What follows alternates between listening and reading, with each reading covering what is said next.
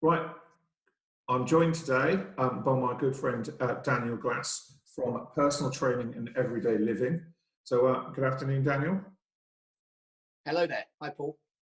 So I will whiz through these questions with you and you can give us your answers, and hopefully we'll learn a bit more about you and your view of the new world in which we now seem to live. So question one, what would you have done differently with your business if you'd been given 2 months notice that this crisis was going to happen? So really, given this some thought, I probably would have, because my business is predominantly home-based personal training, so I go to clients' houses. Obviously, I've had to stop doing that now. So for me, I probably would have been more prepared and already started the transition to virtual training online, just to sort of test the water, and get myself into a routine with my clients so that they're happy and all with, personal training using virtual technology, because it's very different. Even though I'm still talking to them and directing them in the same way, it's not the same level of a service that it would be if I was there with them in their house. So pretty much I would have given myself enough time to transition all of my clients, and perhaps some like new business for new clients to come into that virtual training role as well. No, I can understand that. I don't think I've ever spent as much time on video conferencing as I have in the past month. Yeah, I know. And it's something that I had to jump into quite quickly. I had to go literally from doing home training to completely stopping, and then trying to get everybody onto a virtual training, which was fairly simple and straightforward. But like I say, there are lots of different variables that you have to consider. So far, I've been really lucky that it's worked well with my current client base. Good. So question two, what or who has impressed you most at this time? To be honest, given this some thought, my existing clients, I have a base of clients of around about 50.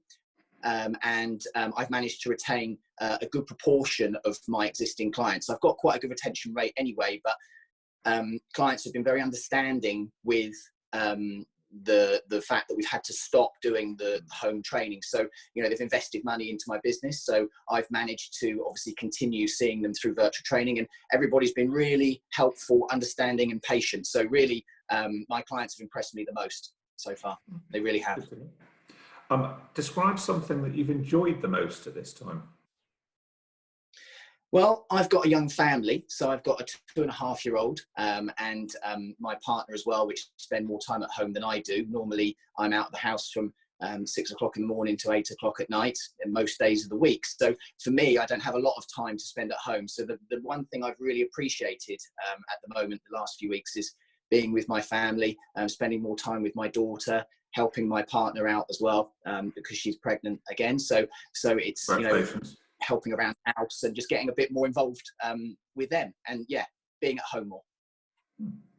And what do you think the biggest change to your industry is going to be when this lockdown period and everything else is finally over?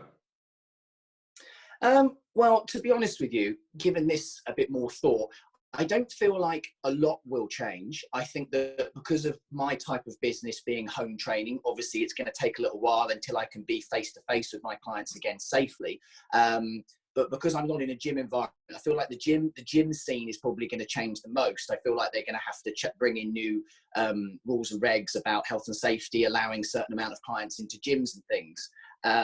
But I do feel like there will be a bit more of a demand for personal training after the lockdown. I feel like there'll be more people, because they've been stuck at home, that will be more aware of losing weight and getting fit and things as well. But I only really think the change for me is going to be the distancing side of things, being in a client's house and in their environment. So it will mean having to use more outside space, more ventilated space, and just trying to be more mindful of that. But I don't feel like the demand for business will change. I think that will actually increase after the lockdown. That's good to hear. And finally, last but not least, what is the one thing, Dan, that you haven't been able to do during this period that you're most looking forward to being able to do when all of the restrictions, or at least part of the restrictions, are removed? Well, this is an easy one. When we're allowed going on holiday, because earlier this month, we had a holiday booked to the south of France, and because of the hours I have done, I usually sort of every sort of 3 to 4 months I take a break. So we had a holiday booked to south of France, which we obviously couldn't go to. So and we missed out on. So for me, it will be getting away for a nice beach holiday. Yeah, I think we're all looking forward to something like that. Because there's only so much time you can spend going on a trip to the fridge or the garage or the living room. Yeah, absolutely. Yeah, try not to overeat, and like I say, having something to look forward to. So for me, definitely getting away and getting some nice sun. No, it's good. Well, thank you very much for joining me this afternoon, Dan.